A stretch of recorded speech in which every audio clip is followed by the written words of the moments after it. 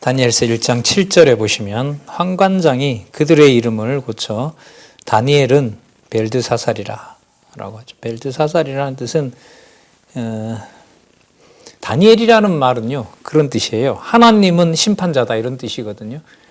근데 벨드사살이라는 말은 이 벨이 뭐냐면 바벨론 왕의 신의 이름이에요. 그래서 벨이 좋아하는 관리, 벨이 좋아하는 신하, 그게 바로 벨드사살이에요. 의도가 있죠, 좀 보면.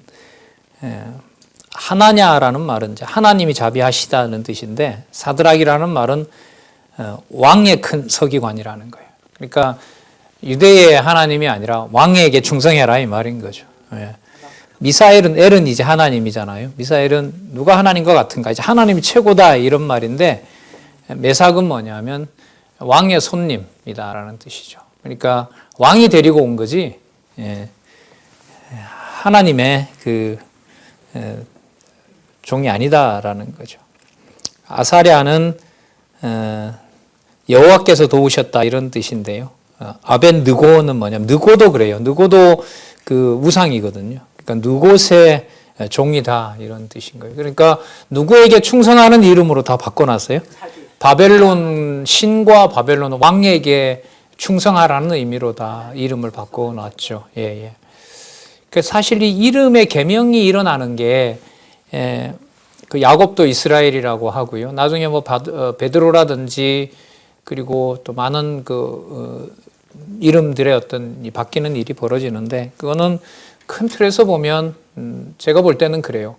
그 혈육의 어떤 전통과 기준을 실체로 이렇게 넘겨줄 때 쓰는 거죠. 제가 제 이름을 여러분 한자를 분석한다고 신학적인 의미가 나올 수는 없어요. 뭐 재밌게 어떻게 연결은 되겠지만은요. 그런 식으로 이제 해석은 안 되는 거고요. 중요한 것은 하나님께서 하나님의 자녀, 그러니까 자손 땅 통치 언약을 하나님께서 아담에게 약속하셨는데 그 자손을 선지서에서 분명한 사실은 하나님께서 낳는다는 거예요. 이제는 내 백성을 내가 뱃속에서부터 이 세상에 보낼 때 내가 관여해서 내 자녀로 내 목소리를 들을 수 있도록 태어나게 하겠다는 거죠.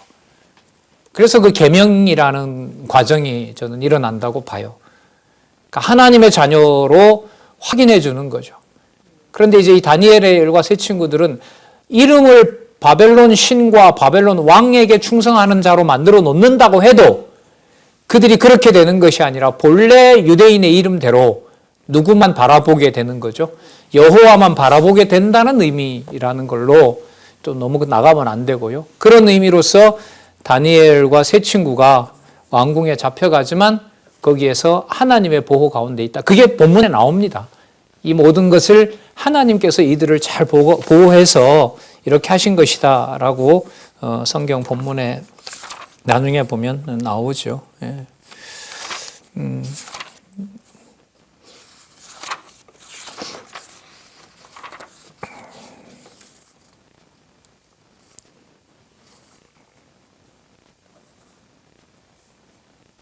여기 먼저 읽어볼까요? 1장 17절을 먼저 읽어보겠습니다. 다니엘 1장 17절에 보시면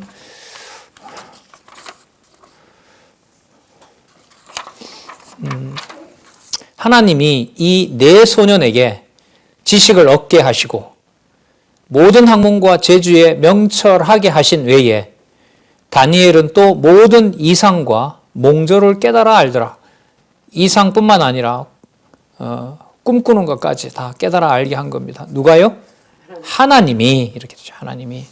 자, 확인했고요.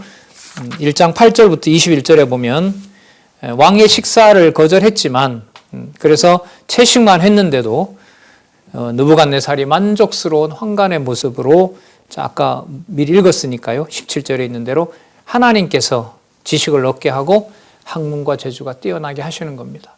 그러니까 바벨론에 잡혀가서 느부갓네살이 지식을 얻도록 했다. 이러면 성경은 안 맞은 거예요. 그럼 여러분 하나로 다 정리가 되죠. 왜 대한민국이 4차 산업혁명의 디지털 정보 지식에서 이 우뚝 선 지식에 서게 했느냐. 우리나라에 뭐 백신 시작한데 여러분 백신 약이 중요한 약을 이렇게 그 백신을 보호하는 것도 엄청난 기술이기는 하지만은요. 문제는 누가 얼마만큼 언제 맞았는지 순식간에 데이터가 있어야 돼요. 만약에 맞았는데 막 수백 명이 죽어가고 해요. 그럼 언제 맞았는지 그 정확한 시간과 때를 알아야 되거든요. 그런 모든 데이터 작업이 한국은 다 돼 있는 거예요, 지금. 미국은 너무 넓어서 못해요. 중국 글쎄요, 다 할까요?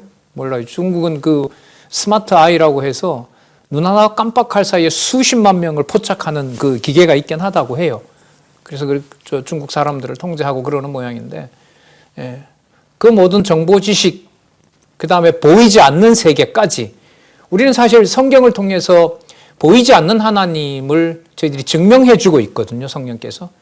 자, 뭐 그런 것과 연관해서 보면 하나님께서 우리 시대에 이렇게 지적 수준이 높은 한국 문화 상황을 교육 상황을, 환경을 주신 것은 매우 중요한 의미를 가지고 있다고 봅니다. 자, 1장 8절에서부터 21절, 읽었죠? 다니엘은 뜻을 정하여 왕의 진미와 그 마시는 포도주로 자기를 더럽히지 않았어요. 이제 주석에,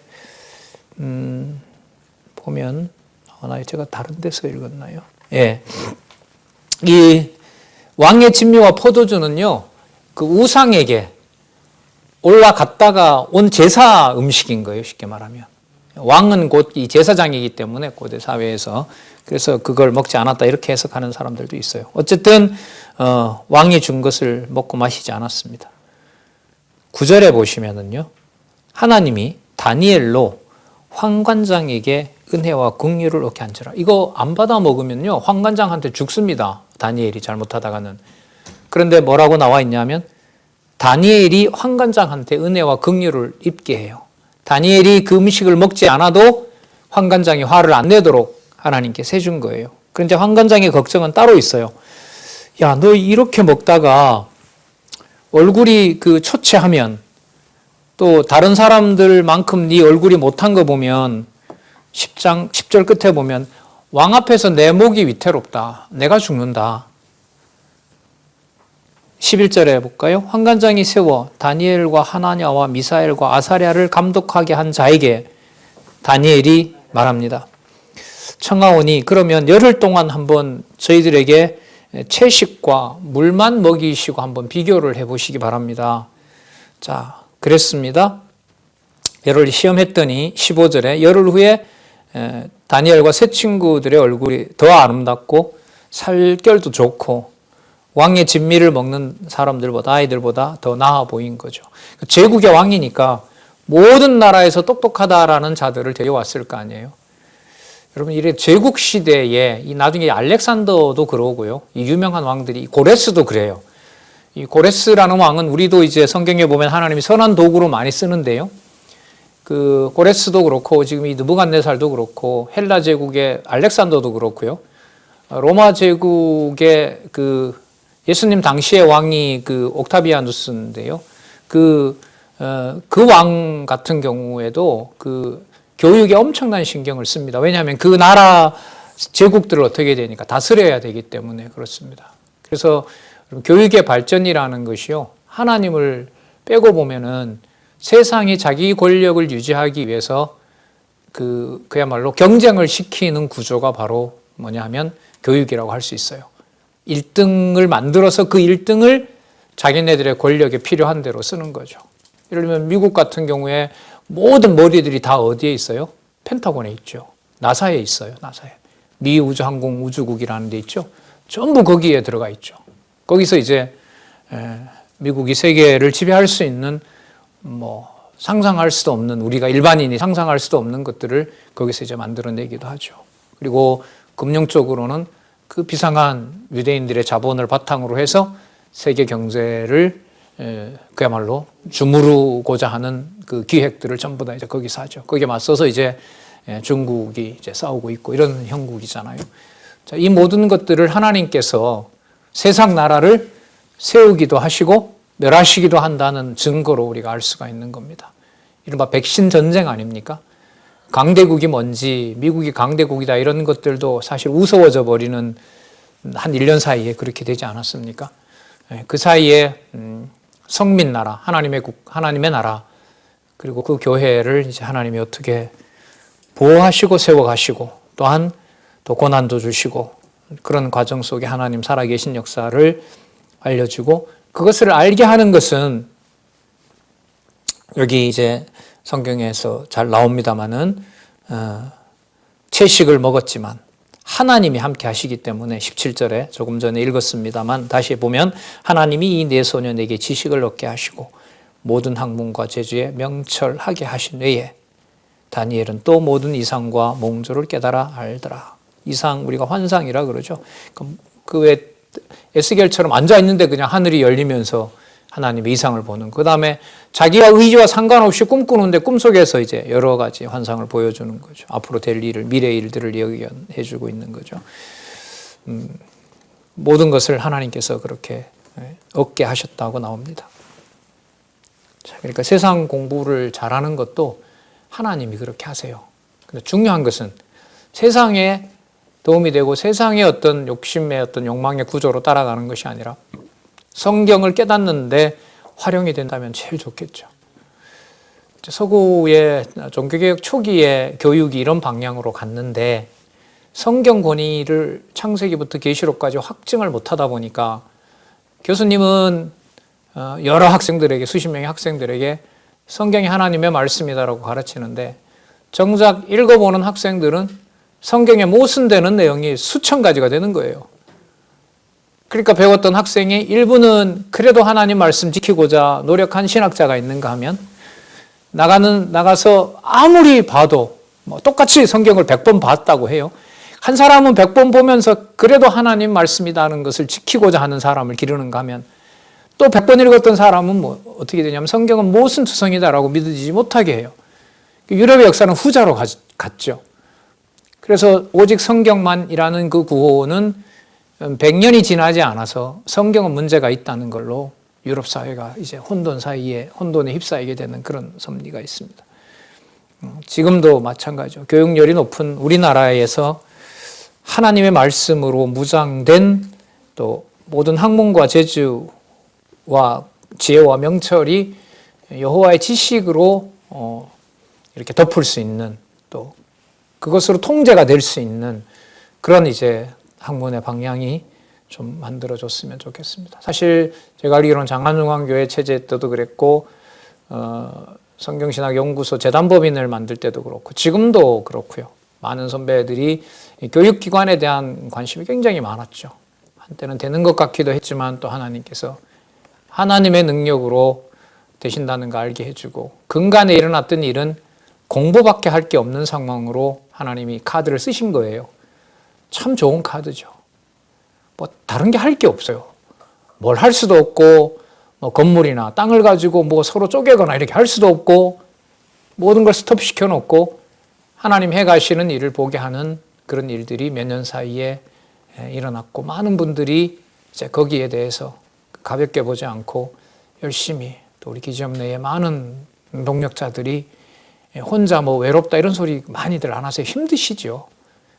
그러나 이제 스마트폰만 있어도 말씀 들을 수 있는 환경이 되었기 때문에 교제를 못해서 아쉬운 건 있지만 근본적인 어떤 말씀에 대한 회의나 이런 것들은 넘어설 수 있다. 그것도 공부를 하니까 가능한 거지. 그냥 성도다라고 주일날 그냥 반복해서 일주일에 한 번씩 오고 가는 걸 가지고 자기 정체성으로 삼았던 분들은 힘들겠죠. 네. 18절 왕이 명한 바 그들을 불러 기한이 찼으므로 환관장이 느부갓네살 앞으로 데려갑니다. 그런데 왕의 눈에 다니엘과 하나냐와 미사엘과 아사랴가 눈에 들어왔어요. 20절에 왕이 그들에게 모든 일을 묻는 중에 이제 테스트해야 될 거 아니에요. 시험 쳐야 될 거 아니에요. 왕이. 그 지혜와 총명이 온 나라 박수와 술객보다 10배나 나온 줄 아니라. 이런 다니엘은 고레스 왕 원년까지 있으니라. 이게 그러니까 여러분 70년 포로 생활 동안 바벨론 제국이 하는 걸 망하는 것까지 보는 거예요. 이 다니엘이 이렇게 서론을 아주 기가 막히게 딱 짜놓고 있는 거예요. 그러면서 뭐라고 이제 어떤 내용을 보냐면 세상 나라를 예언대로 보여주시고 느부갓네살을 통해서 보여주고 그걸 해석하게 하시고 자기 당대에 그 일이 벌어지는 것을 보는 거죠. 그럼 느부갓네살을 비롯해서 바벨론 왕가가 바뀔 때마다 저 왕이 저렇게 바뀌는 것은 누가 저렇게 바꾸어 나가신다? 하나님께서 바뀌어 나가신다. 조선이 망하고 대한제국이라는 나라가 망했는데 여러분 나라 이름을 어떻게 대한제국이라고 지어요? 참 그것도 웃기는 상황이죠. 참 부끄러운 이름이에요. 대한제국이라는 것도. 나라 자체가 풍전등화인데 무슨 제국이라고 나라만 바꾼다고 제국이 되겠습니까?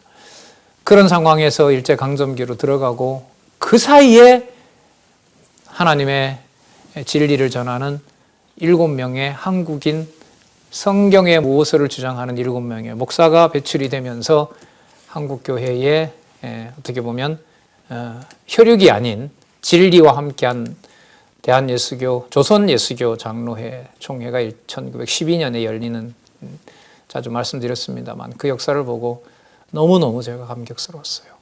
아, 이렇게 가는 거구나. 그래서 성경이 역사를 해석할 수 있는 단서가 되는 거구나. 이제 그런 생각이 나네요. 자, 다니엘은 고레스 왕 원년까지 있으니라. 그러니까 605년에 잡혀와서 636년까지 오롯이 70년 동안 여기서 이제 다니엘은 그 광경을 본 거죠. 자, 네 나라에 대한 이상으로 가서 볼까요? 이제 앞으로 일어날 일에 대해서 이제 알려줍니다.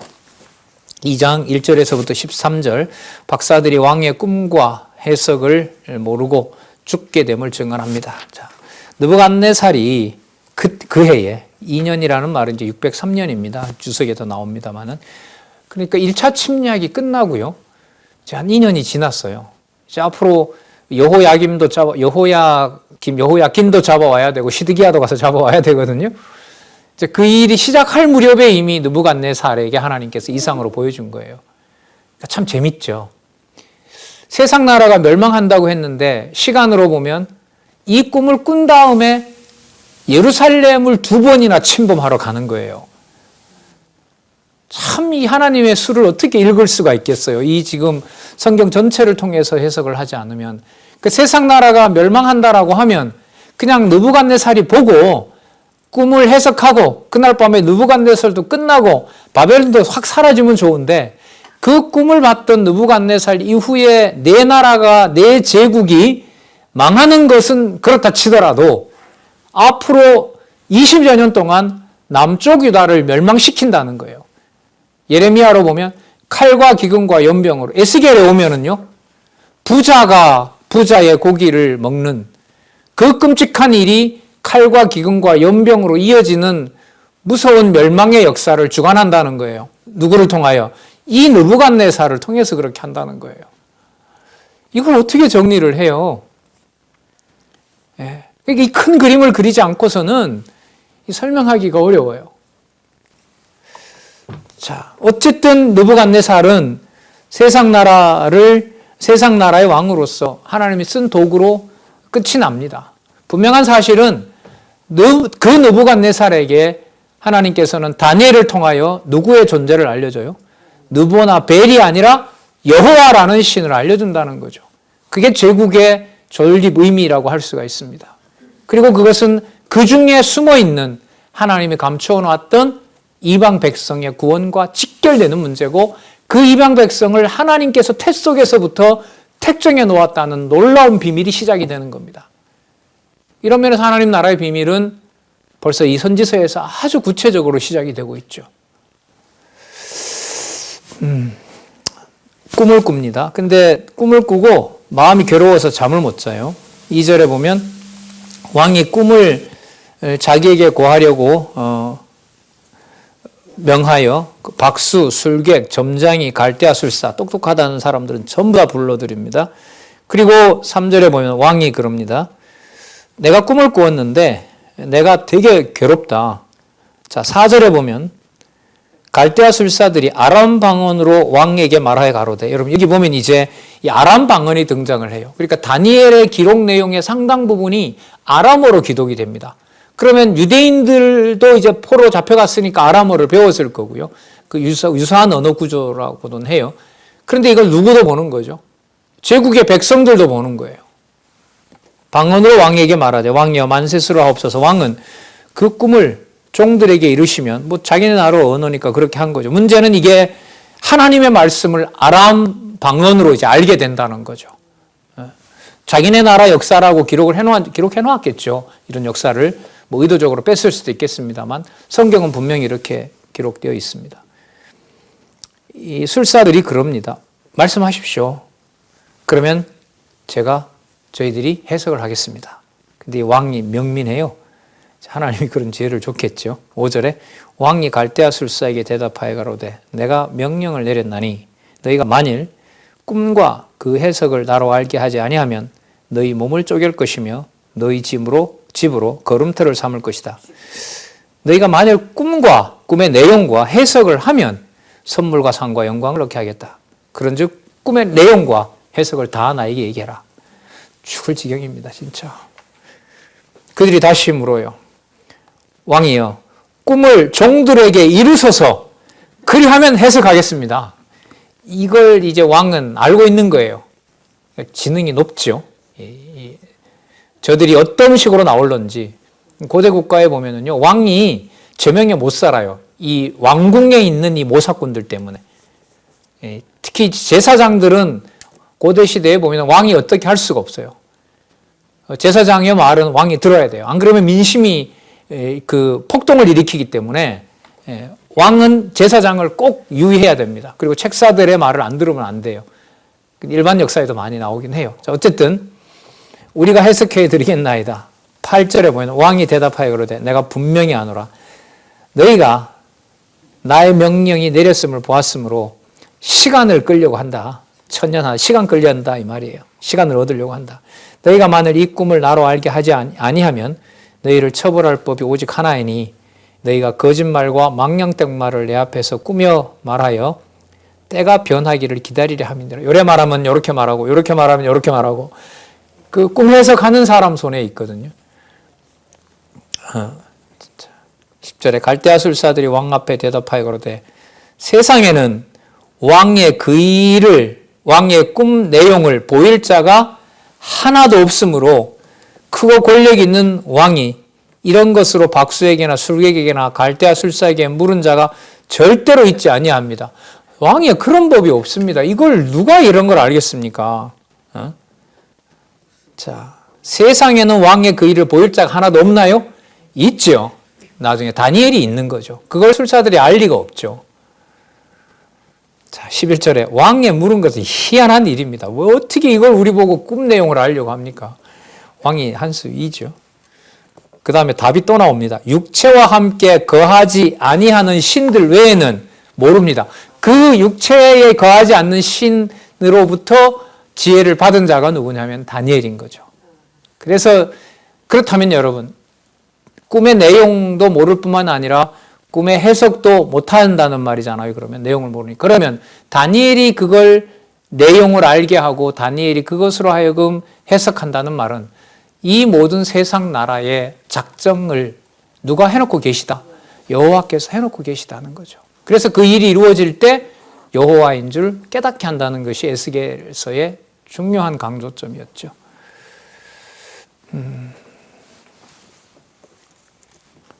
12절 왕이 이로 인하여 진노하고 통분하여 바벨론 모든 박사를 다 멸하라, 다 죽여버리라고 했어요.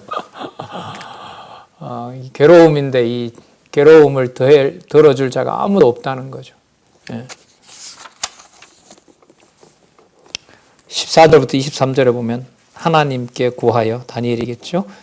은밀한 것을 알게 된 찬양을 증언하는 말입니다. 자, 찬양까지 23절까지 나오는데요. 그 호위대 중에 왕의 군대 중에 아리옥이라는 사람이 박사들을 다 죽이러 가는 것을 다니엘이 뭐라고 말하냐면 14절 끝에 보면 다니엘이 명철하고 슬기로운 말로 그럽니다. 왜 이렇게 급하게 가십니까? 아리옥이 다니엘에게 고함에 왕의 명령을 집행하러 간다. 다 죽이라고 그랬다. 그리고 너희들도 다 죽어야 된다. 이렇게 했겠죠. 16절 다니엘이 들어가서 왕께 구하기를 왕에게 바로 갑니다. 기한을 주시면 왕에게 그 해석을 보여드리겠나이다. 그리고 돌아가서 친구들 하나냐와 미사엘과 아사랴와 함께 18절 하늘에 계신 하나님이 이 은밀한 일에 대하여 긍휼히 여기사 자기 다니엘과 동무들이 바벨론의 다른 박사와 함께 죽임을 당치 않게 하시기를 그들로 구하게 하니라. 보호. 보세요, 여기. 선지자 소명과 보호. 이 보호가 그러면 보호라는 말은 나오질 않지만 성경 본문에서 지금까지 읽었던 내용 중에 핵심으로 가고 있는 개념 맞죠? 이게 바로 의미인 거예요. 개념은 나오지 않지만 본문을 여호와 중심으로 안내하는 개념. 그래서 선지자를 불러서 선지자를 보호하신다. 이렇게. 그게 바로 성경 개론에 담겨 있는 의미 분석의 중요성입니다. 이 은밀한 것이 밤에 이상으로 다니엘에게 나타나 보임에, 아까 여러분 몽조를 꿈을 다니엘에게 푼다고 했잖아요. 풀 수 있도록 했다고 했기 때문에 다니엘에게 임한 겁니다. 다니엘이 하늘에 계신 하나님을 찬송하니라. 다니엘이 말하여 가로되 영원 무궁히 하나님의 이름을 찬송할 것은 지혜와 권능이 그에게 있음이로다. 바벨론의 지식으로는 불가능하다는 걸 우리가 살펴봤잖아요, 앞에. 그러니까 그것은 하나님에게 있다는 거죠. 그리고 이걸 우리는 에스겔을 통하여 하나님께서 영광 중에 에스겔에게 어마어마한 것을 보여준 것을 우리는 이미 알고 있는 겁니다. 그러니까 거기에 그 모습에서 통치하시는 그런 에스겔에게 보여준 바로 그분이, 똑같은 분이 다니엘에게 나타난 거죠. 그런데 여러분, 이 시기는 누구보다 빠르냐 하면 에스겔보다 빨라요. 에스겔은 2차 침략이 끝난 다음에 그 5년인가 지나잖아요. 그러니까 593년인 거예요. 근데 지금은 여기 603년이거든요. 그 다니엘이 에스겔이 이상을 본 것보다 한 6년 빨라요. 그러니까 순서가 목적이 아닌 거예요, 지금 여기서는. 예, 아니에요. 자, 아까 3년이라고 했으니까요. 그리고 그 에스겔은 593년이고 여기는 603년이니까 시간이 벌써 한 10년 차이가 나네요. 그죠? 예. 다니엘이 말하여 가로되, 여기 읽었고요. 21절. 그는 20절요? 읽었어요. 21절요. 그는 때와 기한을 변하시며, 여기 중요한 말씀이 나와요. 정해진 때와 기한을 하나님께서 변화시켜요. 당신의 목적을 이루기 위해서. 예를 들면 인간이 언제까지 뭐 한다라고 약속을 하면 그 기한을 우리는 지켜야 되는 것처럼 보이잖아요. 하나님이 그때를 바꿔버려요. 그러니까 어떤 모습으로 보이냐면 약속을 지키지 않는 것처럼 보일 수도 있어요. 그걸 하나님이 이미 그렇게 하신다는 거예요. 자, 때와 기한을 변하시며 왕들을 폐하시고 왕들을 세우시며 지혜자에게 지혜를 주시고 지식자에게 총명을 주시는도다. 아주 중요한 말씀을 하죠. 다니엘이 하나님을 소개합니다. 자, 그는 깊고 은밀한 일을 나타내시고 어두운 데 있는 것을 아시며 또 빛이 그와 함께 있도다. 나의 열조의 하나님이여, 주께서 이제 내게 지혜와 능력을 주시고 우리가 주께 구한 바 이를 내게 알게 하셨사오니, 자, 내용은 뒤에 나오고요. 자, 알게 했다고 했고요. 내가 주께 감사하고 주를 찬양하나이다. 곧 주께서 왕의 그 일을 내게 보이셨느니라. 따라서 다니엘서 전체 내용의 주어는 주께서입니다. 여기 나오잖아요. 주께서 왕의 그 일을 내게 보이셨느니라. 그래서 제가 다니엘서를 기록한 겁니다. 그럼 본 주어가 누구죠? 주께서. 주께서요. 어떻게 해요? 세상 나라를 멸하시고 세상 나라의 왕을 폐하기도 하고 왕을 세우기도 하고. 왜 그렇게 하시는 거죠? 성민 나라 만드시려고. 언제 보여줬던 에스겔에게서 말하고 있는. 시간으로 보면 에스겔이 후지만 이렇게 돼요. 그러니까 뭐로 보면 안 돼요? 그 시간적인 순서로 보면 안 되는 거예요, 이걸 억지로 맞추려고 해보세요. 이게 풀어지겠는가? 그 순서로 보면 뭐가 먼저 와야 돼요, 에스겔보다? 다니엘이 먼저 와야죠. 그리고 마태복음도 마가복음이 오고 마태복음이 오고 누가복음이 오고 요한복음이 오고 그렇게 쓰고 그렇게 편집을 하거든요. 그거는 성경을 어떤 인간의 상대적인 시간 속에서 이해를 하려고 하는 거죠. 절대로 그렇게 하면 안 됩니다. 자, 다니엘서의 주제는 주께서입니다. 여호와께서입니다. 자, 내 나라의 멸망을 예언합니다. 장래 일을 알리신 큰 신상의 모습과 그 파멸당할 것을 예언하는 내용이 나타나는데요. 다니엘이 바벨론 박사들을 멸하라고 했던 아리옥에게 가서 이럽니다. 박사들을 멸하지 마시고 저를 왕 앞으로 데려다 주십시오. 그래서 다니엘이 급히 데리고 갑니다. 자, 그리고 왕 앞에 얘기합니다. 내가 사로잡아온 유다 자손 중에 한 사람을 얻었습니다. 그가 그 해석을 왕에게 알릴 것입니다. 아리옥이 아마 다니엘과 세상 말로 인연을 맺게 한가 봐요. 그때부터 데리고 와서 이제 다니엘을 알고 있었던 거 봅니다. 왕이 대답하되 벨드사살이라 이름한 다니엘에게 이르되 내가 얻은 꿈과 내가 꾼 꿈과 해석을 너가 알게 할 수 있느냐? 27절 왕에게 다니엘이 대답합니다. 왕의 물으신 바 은밀한 것은 박사나 술객이나 박수나 점장이가 능히 왕께 보일 수 없습니다. 하여튼 최고의 당시의 전문 지식인들, 그들을 통해서는 도저히 알 수가 없습니다. 28절 오직 은밀한 것을 나타내실 자는 하늘에 계신 하나님이십니다. 하늘에 계신 하나님이 하나님 나라를 어떻게 만들어 놓고 있었는지를 우리는 에스겔에서 본 겁니다. 그 나라의 일을 이 땅에서 유대와 이방 전체를 포함하는 제국에서 그 위용을 보여준 역사적 사건이 바로 뭐냐 하면 다니엘서입니다. 그래서 이후에 다니엘은 2인자가 되는 거죠. 모든 박사들보다가 어른으로 만들어 놔버렸기 때문에 70년 동안 바벨론의 지위는 견고합니다. 그리고 3장에서 나오는 벨사살 왕 바벨론 제국이 망할 때까지 다니엘 보면 유대인인 것이 분명한 것이고 유대인이 섬기는 여호와가 분명한 거죠. 참 묘한 거죠. 나라 전체는 바루둑이라는 바벨론 신을 섬기면서 사는데 그 제왕이 바로 누구인 거예요? 다니엘로 세워놓은 거죠. 그렇다고 바벨론 제국 전체가 여호와를 믿게 된 나라라고 나온 적은 없어요. 그런 역사 기록은 없어요. 하나님의 하시는 아주 놀라운 전략인 거죠. 그러니까 국가 통치는 다니엘이 하되 바벨론 국가가 유대인을 탄압할 수 없도록 하는 일을 하나님께서 정리해 놓고 계신 거예요. 그러니까 누구 이름을 전파할 준비를 다니엘을 통해서 하고 있었던 거죠. 여호와의 일을. 그걸 또한 다니엘에게 앞으로도 그렇게 할 것이라는 사실을 꿈을 통하여 보여준 겁니다. 우리는요, 진리의 말씀으로 성령께서 여러분들과 저에게 깨닫게 하시는 거예요. 내일 일은 모르지만 내일 일어날 세상 일을 직면하면 그때 여호와 하나님 살아계신 것을 깨닫게 하신 말씀으로 그 기억이 살아난다는 거죠. 그게 세계관이고 역사관이고 그게 바로 하나님 중심의 지식인 거고요. 그 말씀을 듣게 하지 못하면 이제 헤매는 거죠. 그리고 혼돈 속에 있다가 또 듣게 될 백성 같으면 다시 듣게 되는 거고요. 그래서 화요 강좌 수십 년 동안 진행된 것은 오늘 시작할 때도 기도했습니다만 보통 사건으로 여러분 이렇게 볼 수가 없는 겁니다.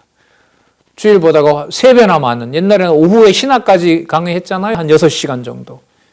그 일들이 여러분 매주 화요일마다 적어도 30년 이상 제 기억으로는 그렇게 진행돼서 성경의 일관된 말씀을 전하는 일이 역사적으로 있었다는 것은 너무 귀한 일입니다.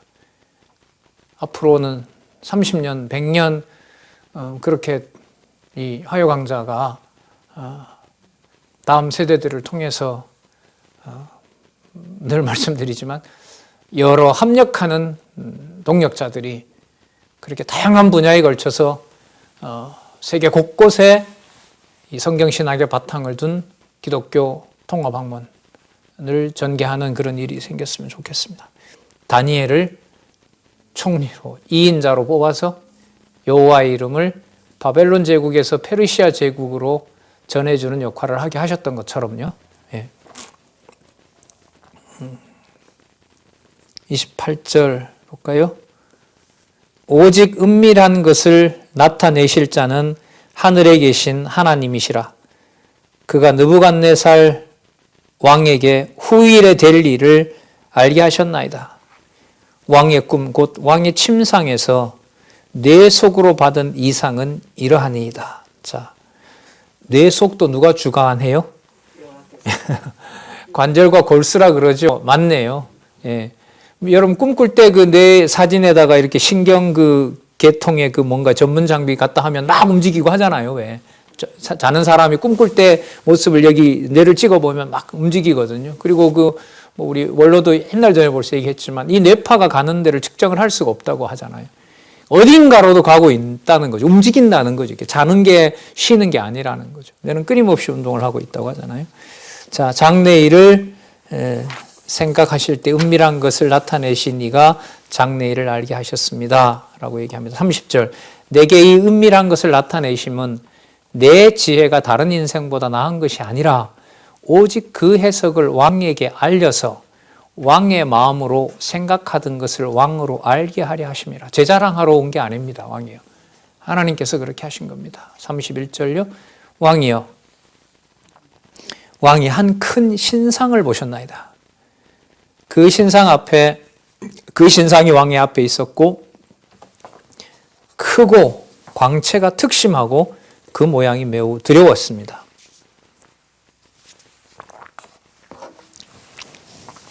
우상의 머리는 정금이고 가슴과 팔은 은이고 배와 넓적다리는 노시고 종아리는 철이요 그 발의 얼마는 철이요 얼마는 진흙이었나이다. 뭐 다 나중에 드러나지만 바벨론, 페르시아, 헬라, 로마 이렇게 대제국들의 이름 그 표현들이죠.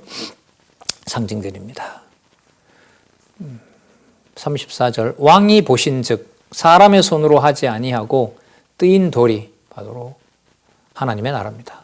영원한 나라, 뜨인 돌이 그리스도의 나라, 뜨인 돌이 신상의 철과 진흙의 발을 쳐서 부서뜨림에 때에 철과 진흙과 녹과 은과 금이 다 부서져 여름 타작마당에 겨같이 되어 바람에 불려간 곳이 없었고 우상을 친 돌은 태산을 이루어 온 세계에 가득하였나이다.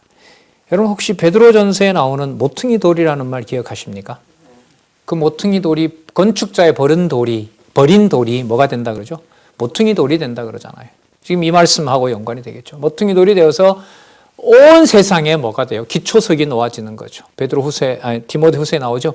하나님의 교회여 진리의 기둥과 터라. 그게 바로 여러분 진리의 말씀으로 서는 하나님의 교회입니다. 그리스도의 교회예요. 그러면 교회의 생명은 곧 뭘까요? 진리의 말씀밖에 없는 겁니다. 이걸 먹지 않고 공부하지 않고 교인으로 산다는 것은 가장 불쌍한 사실인 거죠. 그 모든 완비가 되어 있다는 겁니다. 다니엘의 꿈과도 비교할 수 없는 이미 수천 년 동안이죠. 그러니까 벌써 몇천 년 동안 이루어진 역사적 사실 그 기록까지 우리가 눈으로 보고 있고 그 해석이 성경에 성취된 사건인 것을 확증하고 있는 시대에 살면서 성경을 우리가 보지 못한다는 것은 너무너무 불쌍한 역사인 겁니다.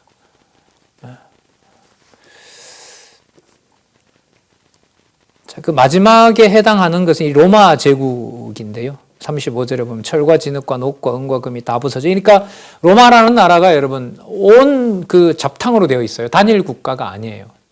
제국이 이제 단일한 로마 제국이 아니에요. 뭐 어떤 데는 왕이 에스파니아 사람이 되고 어떤 데는 약간 그 로마가 아닌 지방에 있던 장군이 왕이 되기도 하고 막 이렇게 좀 왕들이 많이 바뀝니다.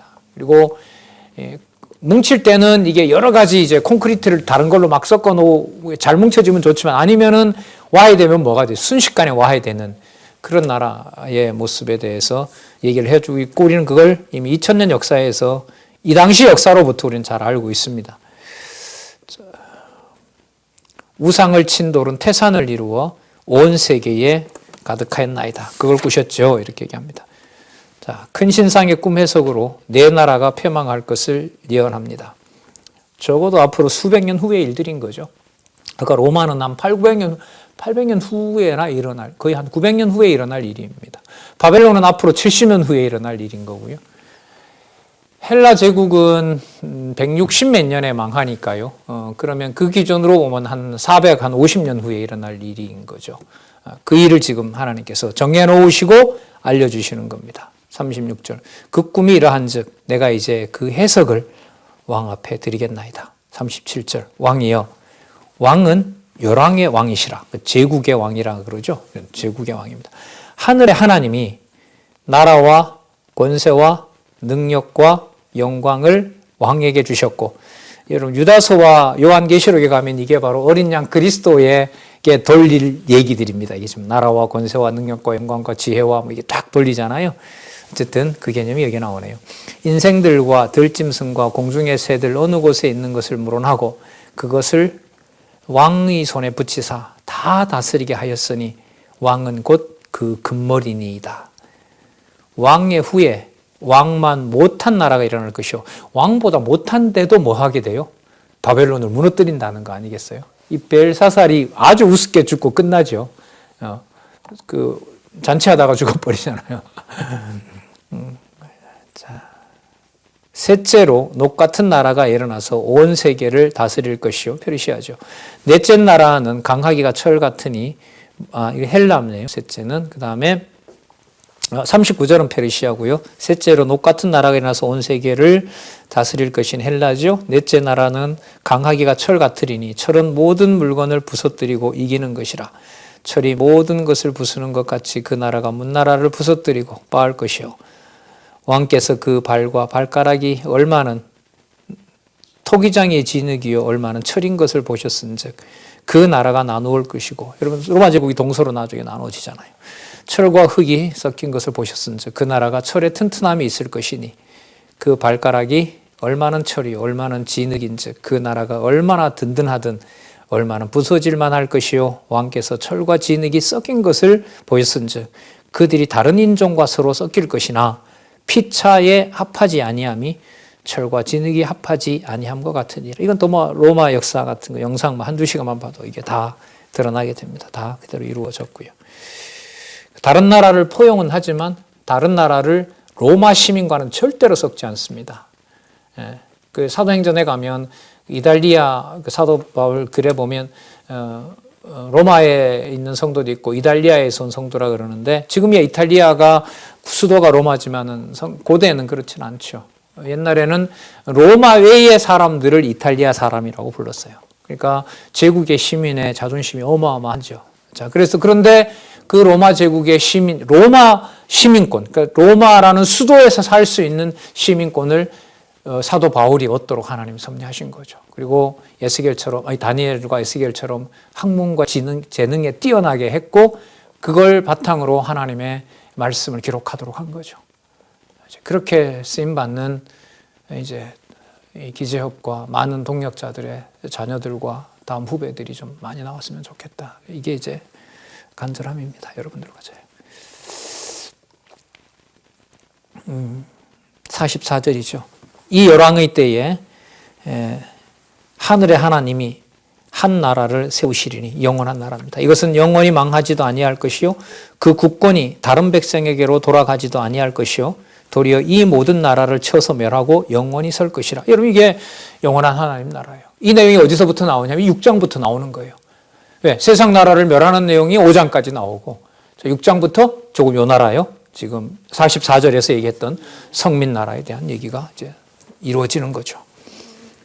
이미 에스겔 48장에서 봤고요. 45장, 46장, 47장, 48장에서 봤던 나라라고 할 수가 있겠죠. 하나님이 준비해 놓으신 나라. 왕이 사람의 손으로 아니하고 산에 뜨인 돌이 철과 녹과 진흙과 은과 금을 부서뜨린 것을 보신 것은 크신 하나님이 장래 일을 왕에게 알게 하신 것입니다. 그 꿈이 참되고 그 해석이 확실하니이다. 이에 느부갓네살 왕이 엎드려 다니엘에게 절하고, 다니엘에게 절해요. 너무너무 영광스러운 해석을 들어서요. 자, 예물과 향품을 그에게 드리니라. 왕이 대답하여 다니엘에게 이르되 너희 하나님은 참으로 모든 신의 신이시요 모든 왕의 주제시로다. 이 말을 이방왕 입에서 끌어낸 기록을 여기서 기록하고 있어요. 여러분 에스겔서에 뭐가 나왔죠? 그때 이방도 내가 누구인 줄 알리라? 여호와인 줄 알리라. 이미 나타난 거죠. 그러면 에스겔서 가져오면 이렇게 되겠죠? 40장에서부터 48장에 보여준 하나님의 성장과 하나님의 나라가 함께 하는 모습이 이 지상에서 이루어질 때, 세상 나라가 멸하는 것을 통하여 그 증명이 될 때 이방의 왕들도 누군 줄 알게 된다? 여호와가 누구인 줄 알게 된다. 이렇게 연결이 되면 뭐 정확한 연결이겠죠. 내가 능히 이 은밀한 것을 나타내었으니 내 하나님은 또 은밀한 것을 나타내시는 자시로다. 48절입니다. 왕이 이에 다니엘을 높여 귀한 선물을 많이 주며 세워 바벨론 모든 박사의 어른을 삼았으며, 다 다니엘한테 가서 물어보라고 얘기를 했겠죠. 또 49절, 왕이 또 다니엘의 청구대로 다니엘이 청탁을 합니다. 사드락과 메삭과 아벳느고를 세워 바벨론 도의 일을 다스리게 하였고, 다니엘은 왕궁에 있었더라. 여러분, 포로로 잡혀간 거예요. 보호받으러 간 거예요. 네. 그럼 모우심에 대한 일이 벌써 시작이 되고 있죠. 네. 자, 그러니까 앞으로 망하지도 않았어요. 앞으로 이제 망하려면 이게 603년이니까 587년에 망하려면 앞으로 한 15년 동안 계속 망해 가야 돼요. 그런데 다니엘과 세 친구들은 이미 바벨론에 와서 뭐가 된 거예요? 바벨론을 통치하는 실력자가 되어 있는 거예요. 여러분, 다니엘 입장에서 한번 상상을 한번 해보세요. 자기는 바벨론 궁에 와서 바벨론을 돕는 관리가 되어 있는데 앞으로 2번이나 남은 거죠. 다니엘 눈에는. 예루살렘은 2번 망하면서 예루살렘 성전까지 불에 타요. 다니엘이 기본 성정으로 봤을 때 진짜 잘됐다, 나는 저 나라에 있으면서 그런 처참한 것을 안 봤으니, 이렇게 생각했을까요? 아니죠. 그런데 에스겔에서 말씀하신 것을 가져오면 2번, 3번에 걸쳐서 예루살렘 망하는 거 두고 에스겔에게 뭐 하지도 말게 했어요. 울지도 말고 곡하지도 말라 그랬어요. 그럼 다니엘이 막 안타까워하는 것은 누가 좋아하지 않는 거예요. 하나님이 좋아하지 않는 거예요. 그럼 박수 칠까요? 이루저도 못하는 거예요. 그래서 나중에 나와요. 이 후반에 가서 다니엘에게 앞으로 제국이 멸망할 때 유대의 나라가 얼마나 고통 가운데 망하는지를 이상으로 보는 때는요, 나이가 들었을 때는 막 쓰러집니다. 감당이 안 되는 거예요. 이 말은 에스겔하고도 동일해요. 듣든지 안 듣든지 내가 뭘 하든지 말든지 네가 본 것만 가서 전해라. 네 감정 섞지 말고. 여러분, 이게 그리스도가 오셔서 성취하실 선지직입니다. 선지직이에요. 그래서 저는 몇 차례 말씀드렸는데 앞으로 증명 부담도 남아 있습니다만은 마태복음의 직임 중에 선지자 직임이 먼저 나오는 것은 선지서의 영향을 크게 받는다. 왜냐하면 그리스도가 어떤 선지자 노릇을 할 것인지 그 구체적인 선지자의 모습들은 4명의 대선지자와 12명의 소선지자를 어떻게 불러서 쓰는지를 보면 거기에 많은 근거가 있기 때문에 그런 거죠. 자, 이렇게 우리는 이미 복음서에 먼저 와 있습니다. 자, 그러면 아직도 많이 남아있죠.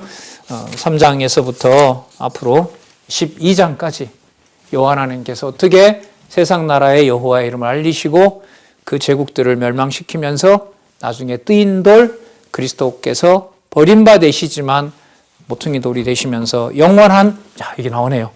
영원한 성민 나라, 바로 교회를 실체적인 백성으로 유대와 이방이 함께하는 나라를 준비하고 계신지를 3장에서부터 다시 또 보도록 하겠습니다. 수고하셨습니다. 기도하겠습니다. 하나님 아버지, 감사합니다. 받을 수 없고 상상할 수도 없는 진리의 말씀을 함부로 또 이렇게 말하고 또 감정도 싣고 확신도 하나님 이렇게 갖게 하시는 시간을 주셨습니다. 두렵고 떨리는 마음으로 진리의 말씀 명확하고 정확하게 전하고 받고 또 전달하는 주의 종들, 주의 사명자들이 될 수 있도록 하나님 꼭 보호하여 주시옵소서. 함께 할 수 없는 시간이 하나님 장애가 되는 것이 아니라 하나님의 놀라운 말씀만 전해지는 귀한 계기가 될 수 있도록 하나님 섭리해 가시리라 믿사오니 그때그때마다 다가오는 또 앞에 놓인 장애물에 하나님 의지하면서 살아갈 수 있도록 힘과 용기와 지혜와 명철을 허락하여 주시옵소서. 예수님의 이름으로 기도드렸습니다. 아멘.